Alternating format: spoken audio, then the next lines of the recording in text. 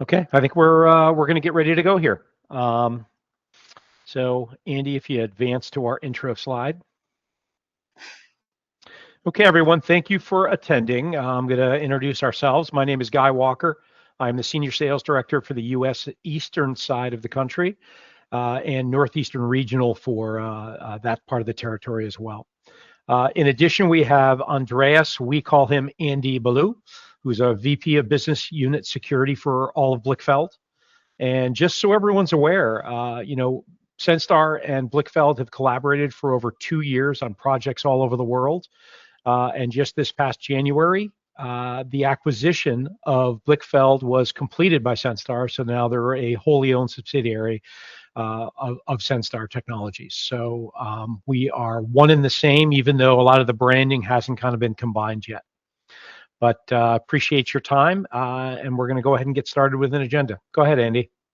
Guy, thank you very much. I'm very happy to be here and talk about the technology. We have a very short agenda today that I will briefly take you through it. I'm here to talk about the basic principles of LiDAR technology and also the distinctive market positioning of the 3D LiDAR technology from Blickfeld. And then we'll have Guy showing some of the effectiveness of the LiDAR in real-world applications. And we'll also be available for questions after the webinar. So I'd like to start with the reason why 3D LiDAR is so effective in the security industry, especially for intrusion detection. And that is that a 3D LiDAR sensor is a very precise and reliable detection device that can operate reliably in challenging outdoor environments. So weather conditions like fog and rain, small animals which trigger unwanted alarms, or changing light conditions from pitch black to car headlights or other things. These are all things that can cause false alarms. And as security operators, we're all interested in reducing overall costs of our security equipment while minimizing risk of missing an intrusion or having any kind of malfunction. There are a lot of technologies in the market, like 2D laser technology, which is actually quite established in the market and well known for its reliability. It's based on rotating components, which kind of create a light curtain that generates an alarm when interrupted. However, this technology is quite unintuitive. There are also a lot of cameras, thermal and video. Both are intuitive to use, have a very high resolution feedback, so you can really understand what you're seeing. But there's no determination of the real object size or a reliable detection, as these devices are sensitive to the change in color or temperature. And some of these problems might have encountered to you already. You can easily, or cameras can easily misinterpret distance or size. And this causes not a precise understanding of the situation. Whereas with a 3D LiDAR, as you see here in these images, it is possible to measure both the correct object size as well as the object distance or dimension or position in space. And this allows true situational awareness. To also give an overview where the Blickfeld technology is positioned within the LiDAR market.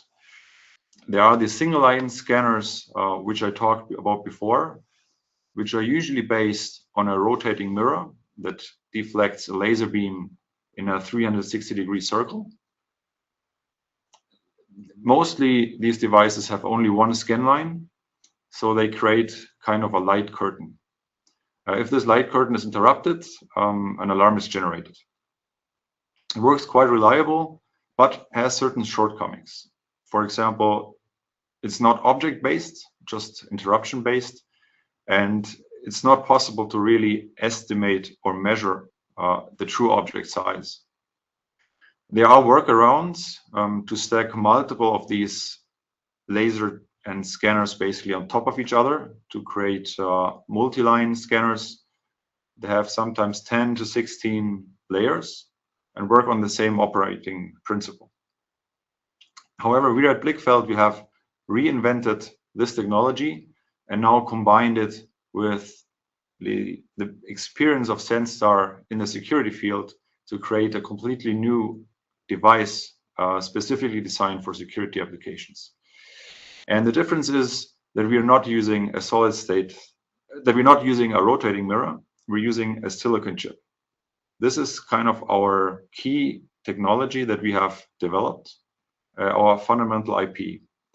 And this allows us to configure the device to use up to 1,200 scan lines, generating a very high density point cloud.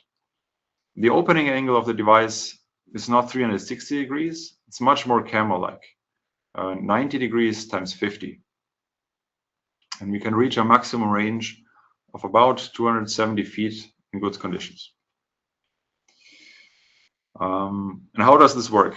How do we achieve this? And actually, any LiDAR operating principle can be described in 3 steps. First of all, you have the distance measurement. This is done by an invisible, eye-safe laser pulse using 905 nanometers. This laser pulse, you can think of it as a very small and nicely focused or collimated beam of light that leaves the device at a very precisely defined angle. And this device sooner or later will hit an object. And it will not hit the whole object at once, it will just hit a very small part of the object. And from there it will be scattered, and some of this light will return back to the device, where it's then received. And by the time difference between the outgoing beam and the return beam, the distance of that object to the LiDAR can be measured and can be measured directly.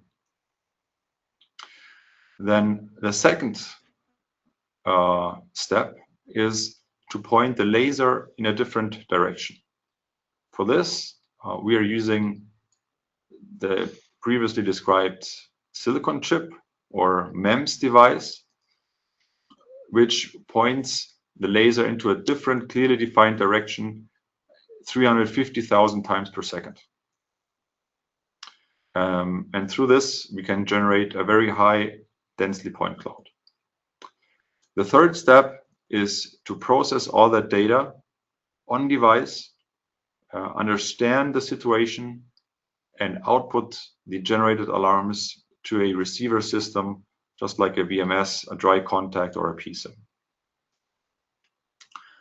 And what I want to show here is the actual result. Here on the left, you see 3-dimensional point cloud. And if this were a camera, this would be called a video stream. As we are now talking LiDAR technology, this is actually called a 3D point cloud. Each of these white dots that you see is a time of flight measurement done with this invisible laser at 350,000 times per second. That's why you get this very high resolution image. Each of these white highlighted dots belongs to the background. This means that the system has received the same signal multiple times from this specific point and now understands that this point belongs to a part of the background. And as you can see, it's very easily possible to understand the scene, identify the trees in the background, understand the road or the driveway, and also make out the fence line here on the right side. Now, whenever there are points which are not already clustered into the background, we treat them as foreground points. And they are highlighted in blue, as you can see here. And whenever you get a bunch of these points together, which have a certain small distance between each other and which are moving together through space, this is called a cluster. And we're now able to really gather precise information about this cluster. So for example, we can determine the size, the true size of the object, not by counting the number of points, but by measuring the distance between the highest and the lowest point. And in this way, the true size of the object can be measured independently of the distance. The device also understands the true precision in space, so we'll get a full trajectory through all the positions which that object has passed through. And when entering one of the security zones, as you can see here, highlighted in yellow, we can use all of these parameters to define how and when an alarm should be generated. For example, it could be triggering only when a large object or a group of objects entering the zone. We could also trigger an alarm if an object has covered a certain distance, like 10 or 15 meters before entering the zone. This can be very useful if false alarms through vegetation should be avoided. Because if you could imagine the zone in a real application would be placed along a fence line, for example, including some of the tree and the bushes. So if you have wind going through this vegetation, the vegetation will move. It will appear as an object, but it will not cover any distance. So by simply setting this distance filter to a reasonable value of a few meters, false alarms by vegetation can be greatly reduced. Also, a very important point is that these zones only consider objects inside of the zone itself. And everything which is happening in the background or anywhere else in the scene does not really matter. As you can see here, actually, this person is walking in front of the box, not triggering an alarm, and only when this object is really entering the zone, an alarm is generated. An additional advantage that you can see here is the GDPR compliance. So it is very easily to see that we have a person here, but we do not disclose the identity of this person.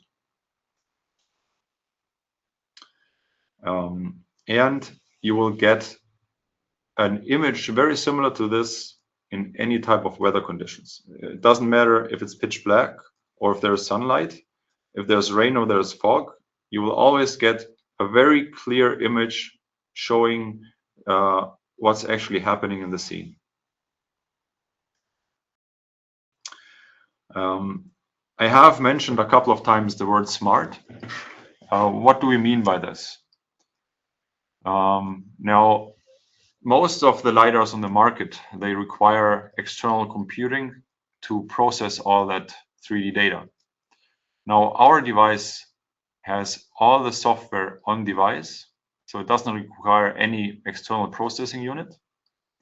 We are able to configure the scan area, so the area which the device can cover in our software.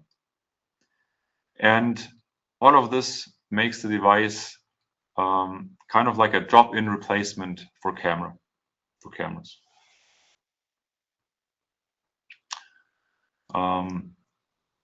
What you can see here is actually customized code running on the device.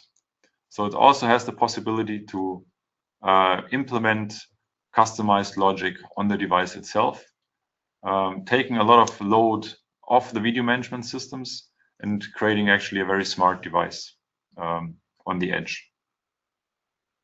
Now, how can this device be integrated in any type of security infrastructure? And for this, we have created a very small diagram kind of showcasing this. So multiple LiDAR sensors can be connected through PoE, just using a switch to a normal network.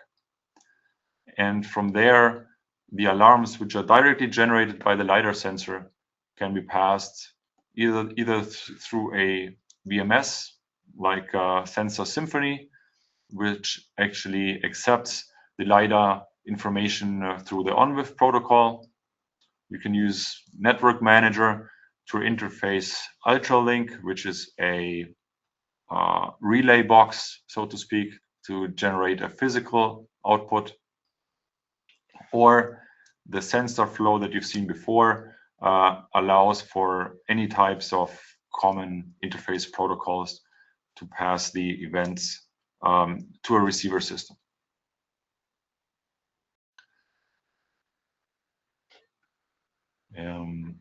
So if I summarize kind of all the advantages of the device, first of all, we have a solid state LiDAR, no rotating components, which means no friction or wear out, and a very small form factor, as you can see here. So the design is really small and not intrusive looking, so to speak. We've designed the device to have a camera-like handling. So the field of view is similar to a camera, with the big advantage of the 90 degrees, which eliminates this blind spot below the device. It has very good visual feedback, so that you can really understand what is happening in the scene and where alarm zones are placed. And it integrates into VMS just like a camera. The device is designed as a full edge device, so no external computer is necessary. There's no single point of failure, and you need only a very small bandwidth, because most of the information the device gives you is actually just alarms. And there's the integrated Senstar-Flow engine, which gives you the opportunity to run your own code and implement custom logic on the device. Of course, the opportunities, the projects that can be implemented with this technology is kind of endless. Guy, I think you have collected a lot of experience in helping your customers to apply the 3D technology into projects. Maybe you can highlight some of the advantages that you saw. Yeah, great. Thank you, Andy. So we, in the time we've been working with the 3D LiDAR, we have, at Senstar, we've traditionally been a perimeter intrusion detection company. And so we focused a lot on those fenced-based, gate-based applications. But we've found over the last 2 years that there is innumerable number of applications where you can take the intelligence of the LiDAR and apply it to brand new detection criteria. So originally we would say, okay, you have a fence line application, let's use the LiDAR to detect intrusion on a fence or cutting of a fence. And it works wonderfully there. But now we're realizing with the Senstar-Flow workflow engine, we can really start to apply whole new detection criteria to what the customer needs or wants, and they may not even have thought of some of the things that we can do. So it's been a very high-level consulting process with our customers to kind of figure out how best to use this.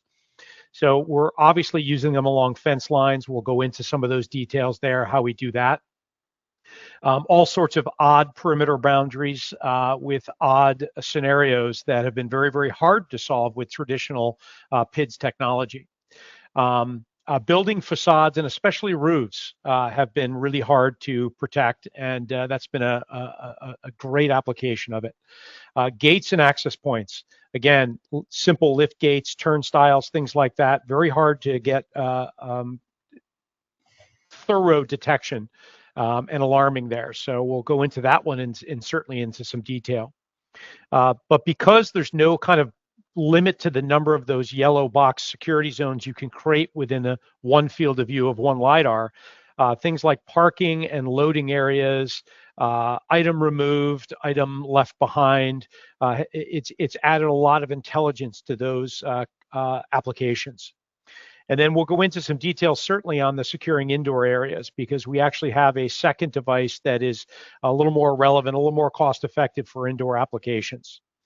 And then even on kind of a high level asset protection, we're protecting military aircraft that are outdoors rather than having to put up some type of physical boundary. We can protect those assets just with the 3D LiDAR. So if we go to the next slide, Andy. So let's start with kind of the most obvious applications, which is fence line. And this has been kind of a no-brainer for LiDAR technology, where we can mount a single LiDAR on a pole. What we do with that is we take that 90-degree wide field of view and we turn it sideways. Okay, so now it's 50 degrees wide and 90 degrees high, but we point that 90-degree first angle straight under the pole. So now you have no blind spot under that pole, and you're looking 200 feet in one direction on the inside of that fence and over the top of that fence. And often, depending on how you position the LiDAR within line with the fence, you can get zones outside of the fence as well.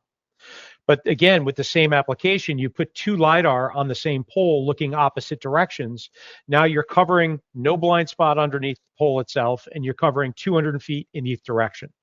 So the infrastructure required for that is one pole, 400 feet of coverage, and you only need two 15-watt PoE ports at that pole. So very limited infrastructure, kind of easy to install, much lower cost than a lot of other solutions there. So if you go to the next slide. So here's kind of what you could do with the zones in this inline to the fence type application. So you can create an alarm zone or a pre-alarm zone outside the fence on the non-secure side, and you can create different detection criteria for that zone to say something like, if more than 3 people are loitering more than 22.5 seconds, turn on a light, create an audible alarm, do something like that, okay? So that can be one detection criteria. Then you have your main alarm zone on the secure side of the fence, which is going to prevent anybody from trying to pass anything through it or cutting through whatever fence you have there as well. So now you have a detection criteria for that main alarm zone.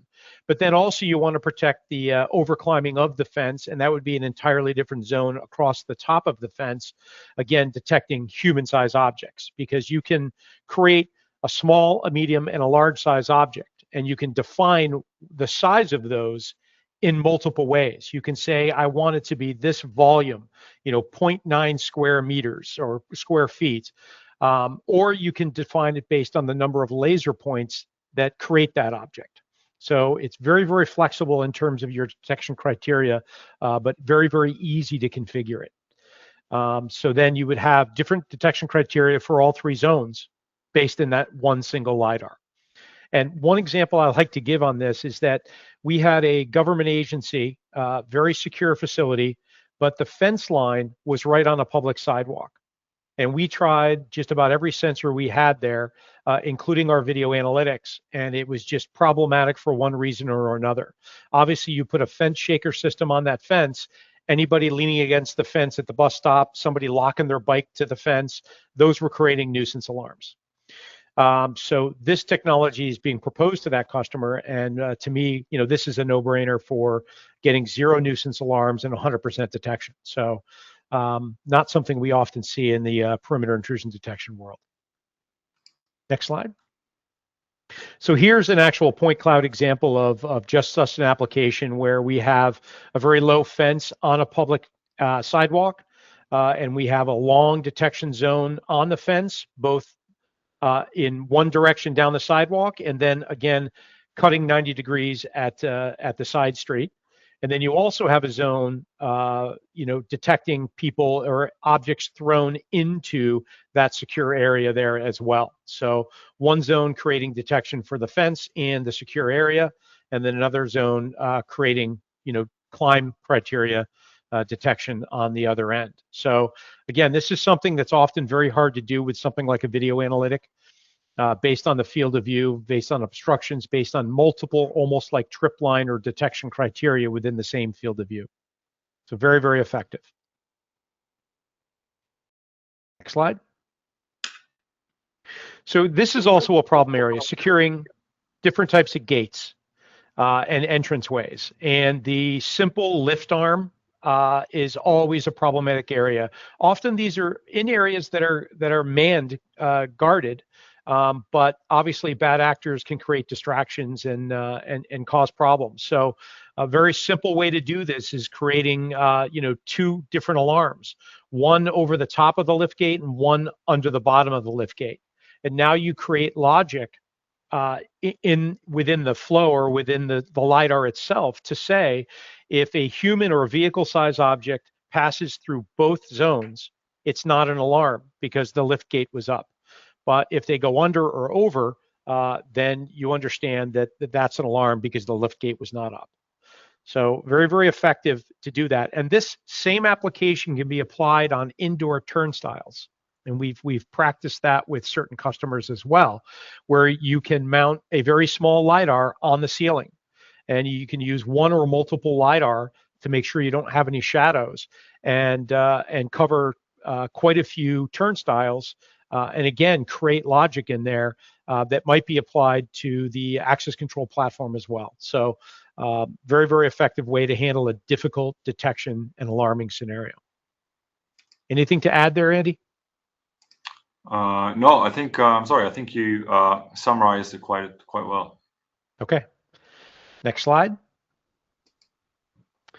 So with Senstar being very, very active with large critical infrastructure and correctional facilities, the vehicle sally port is a scenario we've run into for all of our 45 years of doing perimeter intrusion detection.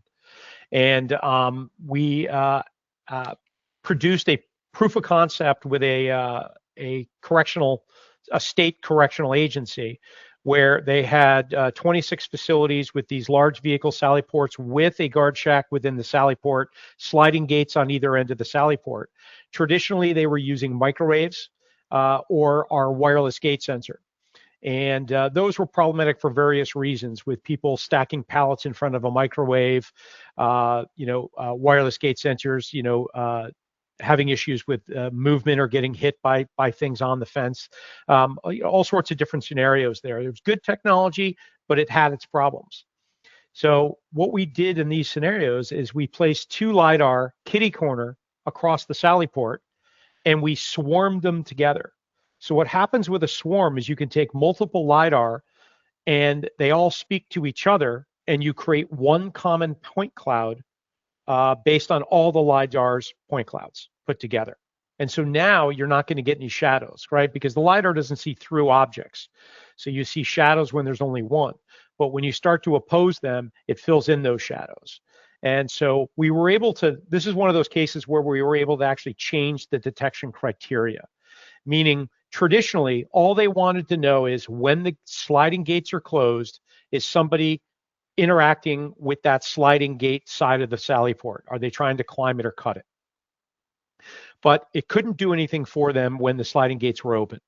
And so also they weren't covering the volume, the entire volume of the sally port, and they weren't covering the opposing gates that the sliding gates weren't on, or the opposing fences that the sliding gates weren't on. So now we were able to create much more complete detection criteria on all four sides of the sally port. We were able to create detection criteria when the sliding gates are open. Okay, so vehicle size object coming through that zone when the sliding gate is open isn't an alarm, but a human size object is an alarm. So we can do things like that. And then we can create one big bounding box or alarm zone within the volume of the sally port, and we can determine how many people are there. We can do people counting with the Senstar Flow. We can tell if there is anybody there at all. We can create different logic within that open volume zone and start to match their standard operating procedures. So in that zone, is there always a guard within that zone? And yes, we can even see in that little shack, which was pretty impressive as well. So again, it changed the game in terms of what they could detect and what they could determine within their sally ports. And it gave them additional information that they wouldn't have had with any other sensor. So Guy, at which height were these sensors mounted? That's a good question. I believe they were mounted at about 12 feet, if I'm not mistaken. Can you confirm that? So I guess then out of reach of the yes, basically foot personnel. Yes, out of reach, but each opposing LiDAR was covering the blind spot underneath the opposing LiDAR. So again, full volume protection. Okay. So now let's switch over to the indoor kind of applications. And this was a very, very unique one that was a very, very hard problem to solve. I think, everybody knows like the Louvre and museums all over the world get attacked and valuable pieces of artwork and assets get stolen. So, in this case, most museums are using things like motion sensors. They're using video analytics and proximity sensors and things like that. But again, the 3D LiDAR, because of its precision and because of certain things you can do with it, it kind of changed the game for things like museums, where you can obviously create these alarm zones that are over the actual paintings, and you can have a pre-alarm zone in the space leading up to them along the wall. And so the reason this was so effective is that the LiDAR is detecting a human object, okay? But the whole human object doesn't have to enter that space of the alarm zone for the painting. So one of the simple ways to configure the LiDAR is to say, if a human-sized object, if any part of it enters this alarm zone, trigger an alarm. Okay, so that means the whole human body doesn't need to go into the alarm zone, because the alarm zone would then be too big, because people are allowed to get relatively close to the artwork, but they're not allowed to touch it.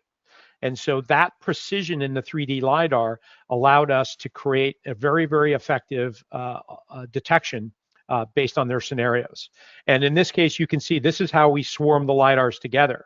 So you can see that this 3D space includes going between different rooms. So again, very, very effective and precise, and really changed the game for them in terms of what they could detect. Anything else to add there, Andy?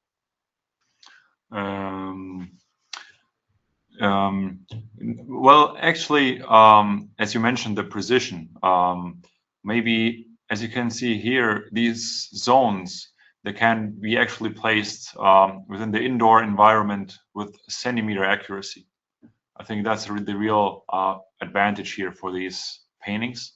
And it's actually possible to define an individual safety distance for each painting, which is oftentimes a requirement, because each artist has its own individual, let's say, safety feeling or safety requirements put out to the museums.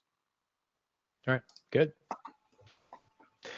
And so another application of the indoor and the precision aspect of this is data centers, right? We do a lot of work with data centers on the perimeter with our traditional sensors and the 3D LiDAR. But this application really changed the game for a lot of the data centers, where along the hallways between the data center racks, now we can create these precise detection zones along the entire set of doors, or on individual doors if you wanted to. So if you have a co-location data center where these first 4 racks are one customer, the next rack is another customer, and the next 3 are another customer, you create those custom zones. Okay, and so we know exactly what customer they went to, or even what door they went to. Okay, and again, with the Senstar Flow, we can pull and extract information out of an access control platform, so we can understand, is the technician that's allowed to work on this customer's computers or servers, is that the one actually going into that cabinet? So a lot of things you can do with this that no other sensor can really kind of handle. Yes. And it actually would also be possible to cover both sides of the aisle with security zones. So actually saving probably devices. Yep, cost effective. All right. So yes, I hope we could, Guy and I could explain a little bit about this exciting new technologies and the new advantages that this technology brings compared to the established technologies. I think we've shown the precision. We've shown the alarm generation based on the object size, the operation in hard conditions, and the anonymous data output. And if there are questions, Guy and I will be very happy to take them now, I think. Yep. Or do you have anything to add, Guy? Please go ahead. Yeah, I think that obviously it's a very complex piece of technology as well, and there's a lot of things you can do with it that you might not even have thought yet. So we do quite a bit of consulting with our security integrator base, the consultant and A&E base, but also end users as well through those other agencies.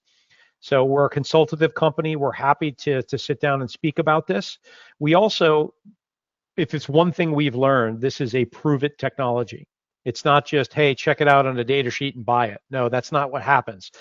So we do a lot of on-site live demos to do, kind of prove that it can work. And then we do a lot of 30-day, 60-day proof of concepts where we install the LiDAR to prove to the end user that we can do the things that we talk about here. So again, if you have applications, if you need more information, and you need us to come on site, please reach out to us a number of ways we spoke about, either through the contact or the project discussion buttons on our homepage. And we are happy to work with you on it. How or can you integrate this with a non-PoE based system? Non-PoE based system. So Guy, maybe I can jump into this. So we get this request usually to run it by 12 volts backup power, and this is usually done using a 12 volts PoE injector. So there are injectors available that can be powered by 12 volts, and where you can connect your PoE device to it. You would still need an Ethernet connection to kind of configure the device, but you could also use a web I/O box like an ADA module, for example, to directly create a relay output. I hope that answers the question. Yeah, and I'll just add a little bit to that, right? So we have customers that treat our LiDAR just like a sensor only, and all they're getting out of it is an alarm. And we do that a number of ways. We do it with it connecting on VIF, but not displaying the stream within the VMS and just picking up the alarms. Secondly, we do it with using our network manager service, which is our kind of middleware that all our sensors talk to. And that's a Microsoft service. They're going to run anywhere on the network. And that can communicate and fire out ASCII text strings to devices, or it can talk to our Ultralink I/O, which is an I/O processor to fire relays, much like an ADA module or an input on or output on an access controller Berg system. So there's plenty of different ways that we can integrate this in traditional and non-traditional ways. What else you got, Katie? Okay, when installing, is it similar to a video surveillance camera, or does the LiDAR need time to assess the scene before it can render the virtual environment?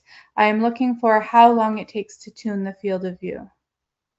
Okay, I'll start with that, Andy. You back me up. But yes, it does not take long at all. And there's several different ways to describe your background in the LiDAR. So it does have dependency on that. But fundamentally, we set these up at a trade show the night before the trade show starts, and we get them up, and we try to make sure there's no object in the field of view of the LiDAR, and you basically tell it to refresh the background, and it takes 5 to 10 seconds, and it's gonna see that and understand the background from that. And because there's a MEMS sensor in this, it understands orientation. So when you originally turn it on and you look at the view in the GUI of the interface, you're going to align it to ground. And it understands where the ground plane will be and where it is. And then that's the first thing you do with it. And then you can set the background. And obviously in a lot of security applications, we want a static background, which means that the background's kind of always the same. And then we can tune out things that move in that background, like vegetation and things like that, based on some of the settings that Andy mentioned earlier.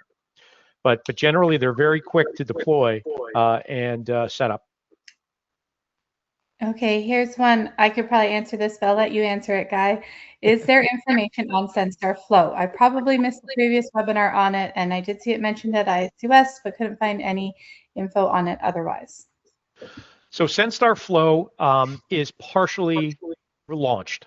Okay, so right now, Senstar Flow resides within the LiDAR, and we use it within the LiDAR logic to take in other data, output data in non-traditional formats, and do that kind of custom logic. But it will be further deployed within all of our sensors, within our Symphony platform, and then independently can run at a site under a site license. So that, if you're running LiDARs and you're not using our Symphony, you can use our Senstar Flow independently on the network to interact with other systems and perform other integrations.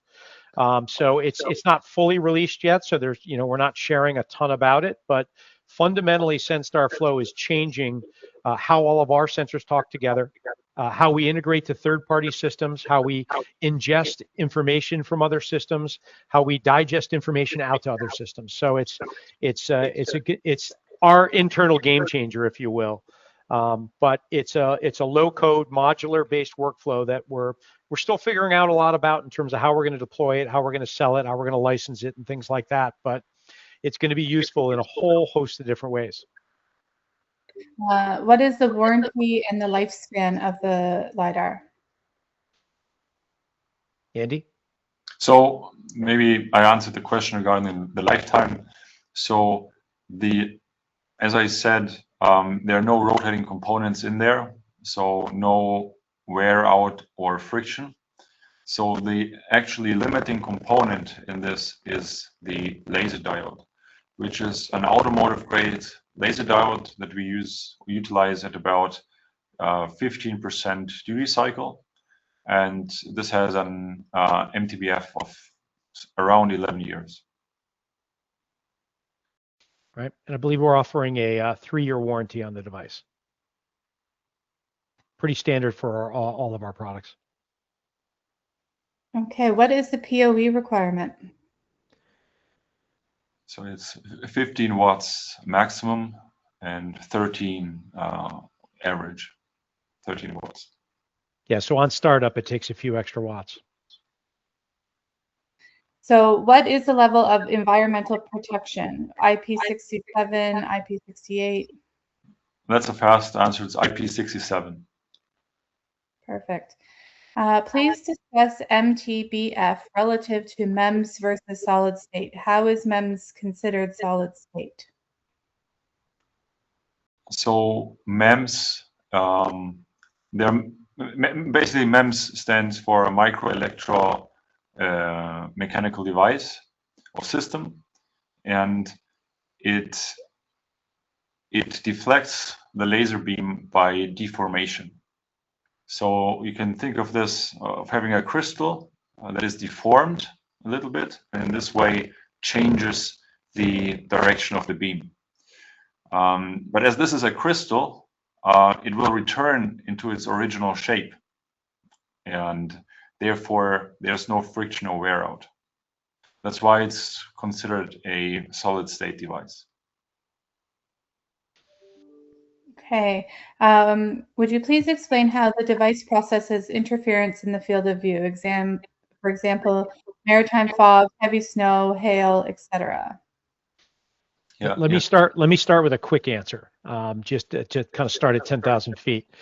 One of the advantages we didn't talk about with this is weather. Andy mentioned it, but the detail of it is, rain, snow, fog have a very low reflectivity value, whereas an object has something 10 times that. And so the laser understands that reflectivity value, and then we can start to filter on that. And we can filter on it based on where that activity is happening in the field of view. So for instance, we were doing a proof of concept where there was heavy snow and rain, and we filtered the reflectivity, but only in the first 12 meters of the laser generation from the LiDAR, because after that it wasn't an issue, and they were able to plot that. So for the customer, we produced a plot to say all that nuisance weather happened with this reflectivity value at this distance from the LiDAR, and all the objects we detected were on the other end of the graph, very high reflectivity, very far from the LiDAR. So just understanding that, the LiDAR has massive advantages in dealing with weather. Well, what I can say from a scientific point of view is that the laser point is not as collimated as you might think. So usually when you hear laser, you might think it's a very thin beam of light, but it actually has a certain diameter. And this allows the beam to kind of travel through snow and fog and raindrops and still reach the object and return a signal. Of course, we recommend not to, if you use it for critical infrastructure, don't overdo it on the range and plan somewhat conservatively with around 200 feet distance, then you're on the safe side. Okay, good advice. Can you define effective detection range relative to a human walking, running, and crawling? Yes. So the volume determination of what you consider a human-sized object doesn't relate to distance, because we understand the distance. We understand volume, whether it's at 10 feet or 100 feet, right? So a person has the same volume, whether they're running, walking, crawling, etc. So that's the kind of the first part of that answer. Yeah. So for this volume, I think the range we communicated before, they're on the 200 feet. I think this makes a lot of sense. If you're talking about crawling objects, the effects on environment they're actually crawling is very important. Do you have high grass? Do you have maybe even mud? Do you have a very clearly defined tarmac surface? So all of this needs to be taken into consideration. And in ideal conditions, it's the same range as a walking person. Okay, thanks, Andy.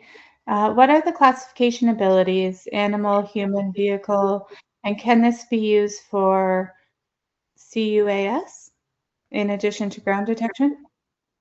So basically the classification is based on object size and movement pattern. So the first and most important part of this is that you can define the cross-section area. We have predefined presets which are designed to detect a crawling person as a small object, a walking person as a medium-sized object, and everything larger than that as a large object. This works good in most cases, but this can also be redefined if you want to separate different objects. For example, trains from persons or planes from normal vehicles. So we've done detection of drones when they were hovering in front of a facade of a building. But apart from that, detecting flying drones in open air is very difficult. So drones can be very fast, they can be very small, and they can fly very high.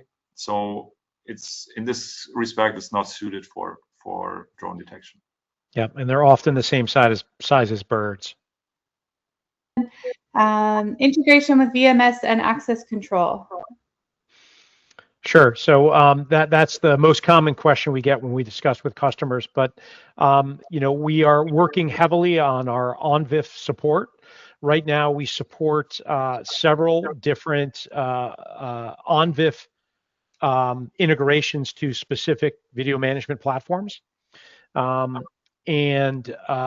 So basically you can directly drop it down into your VMS and you'll get the RTSP stream, the 2D representation of the 3D point cloud, as well as the ONVIF alarms in that. And so that's usually the easiest way to do it. And then we have some of those other ways to integrate. So for instance, if you choose to integrate it through our network manager service, we have APIs written to specific VMSs and access control platforms where we can integrate it through that network manager service. So it is a finite list, but we're happy to share that with you. If you have specific applications or platforms you want to integrate to, then let us know and we'll work through it with you. Thank you. Is there any way or material that intruders can use or hide behind to avoid detection? Well, that depends on your detection criteria and how they're set up, right? So if you're designing a very narrow window of what a human-sized object is, then yes, you could get a big box and defeat it. But typically we're using a range, and typically we're often using medium and large-size object detection for fence lines, just in case there's a whole group of people grouped together, or someone trying to spoof it, or if there's a vehicle that drives through your fence. So that often covers kind of both aspects and allows that not to be spoofed. Do you want to add anything to that, Andy? Yes. So it of course depends a little on the setup. I think every system has certain weaknesses. The nice thing about the LiDAR is that it provides coverage not just of the fence line, but of a larger area around the fence line. And this actually allows to combine different alarm criteria to make sure that nobody is really getting into the into the protected zone. So I'm sure there will be some ways here or there how it can be tricked depending on the situations, but the possibility of this to happen is very, very small. Is the stream exportable to VMS? For example, can I bring the LiDAR stream in as a camera view? Yes. So it is an RTSP stream wrapped in ONVIF. And again, so we have very specific list of VMSs that it goes right into as an ONVIF stream. And then we're working to continue that ONVIF support for additional systems. Is there a mesh size limitation for the fencing? No, there isn't. But obviously, if you're trying to create zones on both sides of the fence, the positioning of the LiDAR in relation to the fence is important, because obviously, if you have a 1-inch anti-climb fence and the LiDAR has an angular view of it, only so many light points are going to get through that. Whereas if it's positioned 90 degrees to it, more light points will get through it to it. So it's just really related to where the LiDAR is positioned, the type of fence you have. That'll determine kind of whether we can see through that fence fabric or not. Thank you. Are there no mechanical parts at all in the sensor? What is the lifetime of the sensor? I guess we answered that part. So the easy answer is no. So there's our silicon chip in there, which deforms slightly to deflect the laser beam in different directions. However, this is a crystal, so the crystal will return into its original shape, and therefore it does not cause any friction or wear out. Okay, thanks. What is the maximum range for detecting intrusion and setting a perimeter? It depends on the scene. It depends on what you're doing with the laser energy and the foveation. So foveation is something we didn't talk a lot about, but fundamentally that vertical field, that 50-degree field of view, we can foveate it, which means basically take those laser points and compress them into a more concentrated area. So when you do that, and you look long distances with high laser energy, we talk about 85 meters maximum distance. Okay. Well, if you're not foveating and you're using a low or medium laser energy, then we talk about 60-meter type range, maximum 65 meters. So if we're doing a pretty standard fence line application like you saw, where we have two LiDARs looking opposite directions, we talk about 60 to 65 meter max range. Thank you. On the fence-mounted application for two sensors, do you have a pole-mounted enclosure that will convert fiber to PoE? So we have a mounting bracket that is built for exactly this application, but doesn't include any of the electronics. So you would have to have some type of media converter or PoE switch at the pole. We just don't sell those. We work with a lot of the companies that make them. We have our likes and dislikes about some of those, but there's a lot of good companies that make hardened gear that can go outdoor environments anywhere in the world. it TAA compliant? It is. Okay. Please tell me more how to implement this LiDAR in protected airplanes. What is additionally needed? It can be windy at the airport. Andy, that's your application, I believe. I'll let you answer that. So the most important thing which is needed is an airplane, of course. But apart from that, the device can cover quite a large area. It has an opening angle of 90 degrees times 50 degrees. And it's possible to fuse multiple devices together to create one large point cloud, fully enclosing the airplane, similar to what you saw at the heliport application.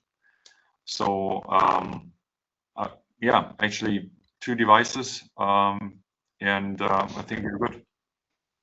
Yeah, so it depends on the size of the aircraft, right? I think that the application that you saw the picture of, that's a military-sized aircraft, not like a 747 or an A380 or anything like that. But fundamentally, if you use enough LiDAR, swarm them together, you could cover just about any aircraft made today. And you can do it indoors or you can do it outdoors.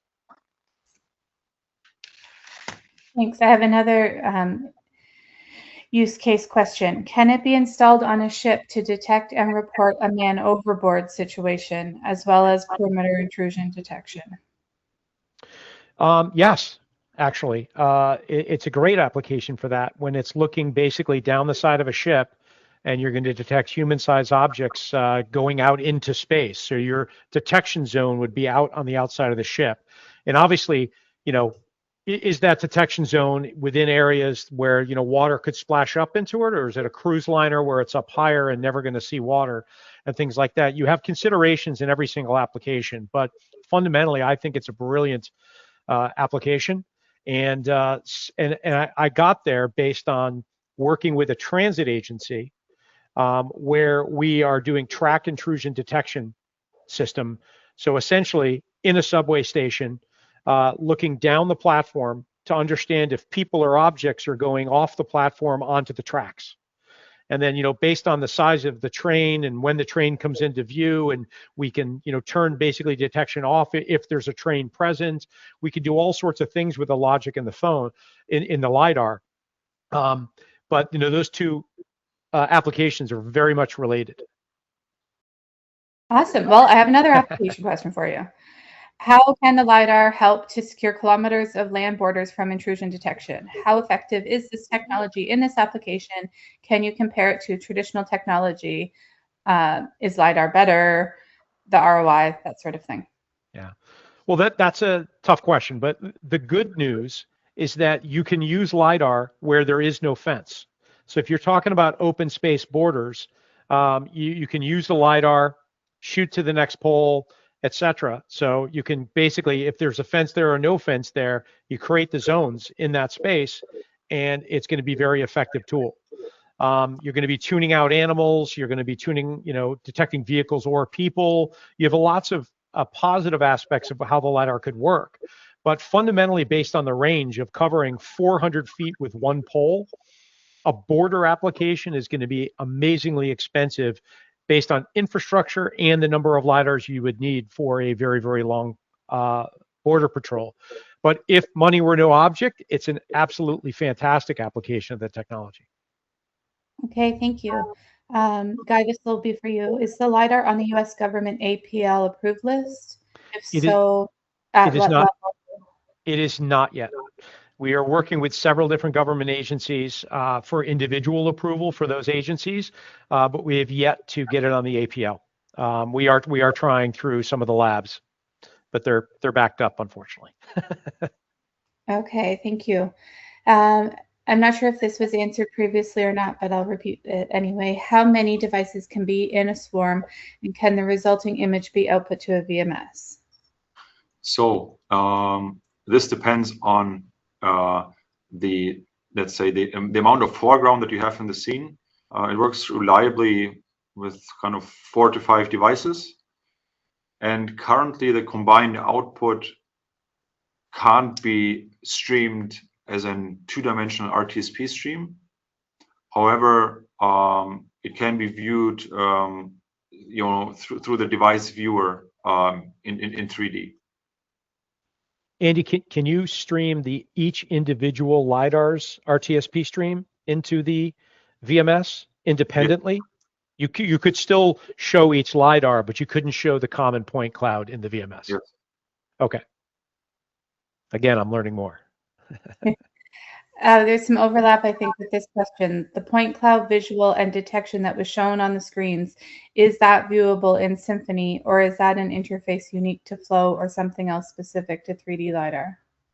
No, it's the ONVIF stream, but it's a two-dimensional representation. So essentially what you do is within the GUI interface of the LiDAR, you set up the view you want to share in the VMS. There's a keystroke, and then that's what sets the view in Symphony or any VMS.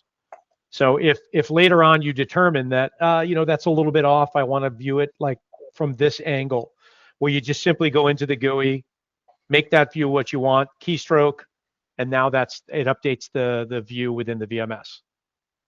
And it's a very good view. You get amazing situational awareness in the VMS with this RTSP, right? You can see buttons on shirts. You can see if they have facial hair. You can see if they're wearing glasses. You get that kind of detail with shorter range application.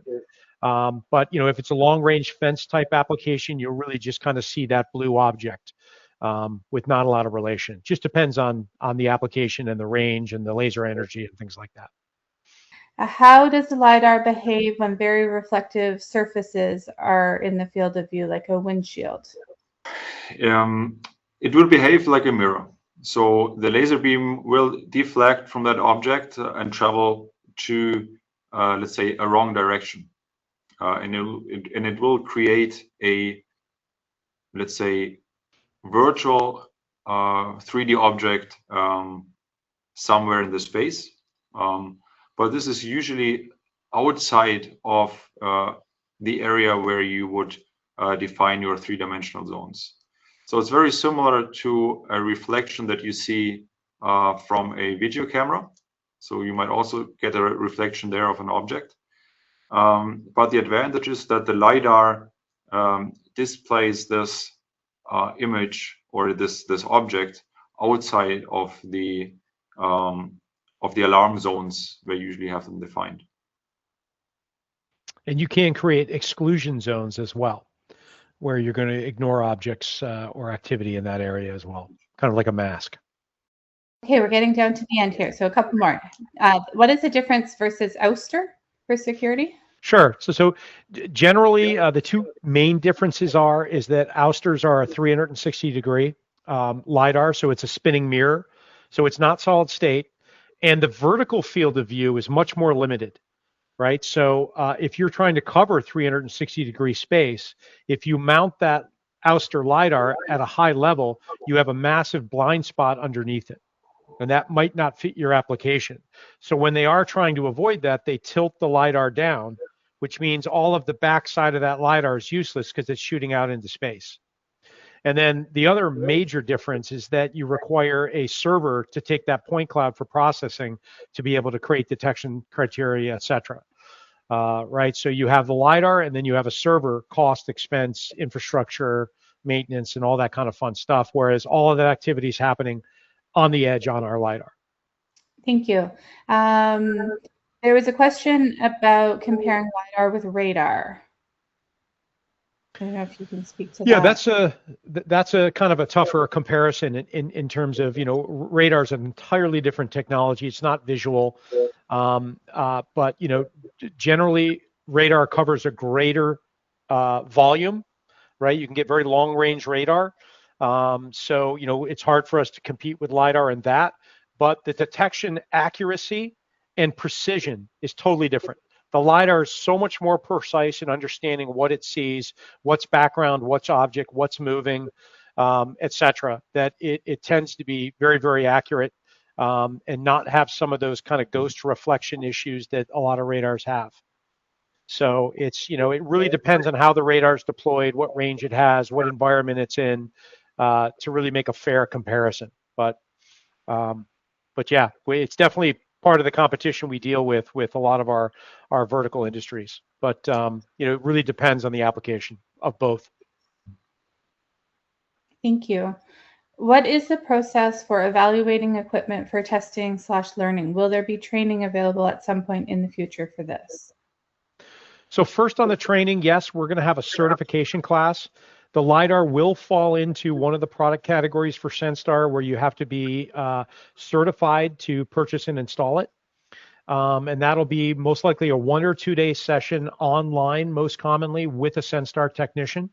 And there's a cost for that. I don't know what it is yet.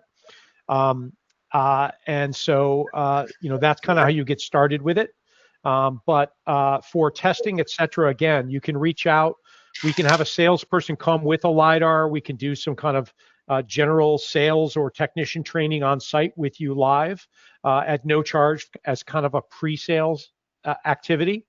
But then we have our entire professional services team that is trained on the LiDAR, so that if you have a project that needs to be commissioned, we can actually get a technician on site to help set up, configure, and then do local training for that project as well. So whole host of ways that we can do that. But we do simple 1 day, demos, and then we do proof of concepts where we'll install a system for 30, 60 days and allow your customer to test it. And then, if you wanted to buy a unit, we'd severely discount it for you so that you can put it in your lab and have it permanently. Lots of different ways. Awesome. Okay, down to the last 3 questions, I think. What is the laser class and how is it compatible with health and safety regulations? So it's a laser class 1. So this means it does not cause any threat to the human or animal eye, even with any protection, publicly available devices, optical devices. Thank you. How many units can be connected in Cascade? Well, Cascade isn't something we talked about, but if you're talking about network cascading it, there's only one port on the LiDAR device itself, so it's always a star configuration to whatever it's connected to. But if you're talking about swarming, where we take multiple LiDAR into the same point cloud, I think Andy answered that earlier saying, 4 or 5 has been very reliable in order to create one common point cloud. So hopefully that answers it. All right, that comes to the end of the questions. There may have been a few in there. I tried to group ones together. I may have missed something. If you are still on the call and you had a question that we missed covering, we will try to reach out to you, but feel free to reach out to us as well. But that's Great. It for me. Thank you, everybody. Really appreciate your time and trust, and hopefully we'll all be talking. All right. Thanks, everybody. Thanks. Thank you.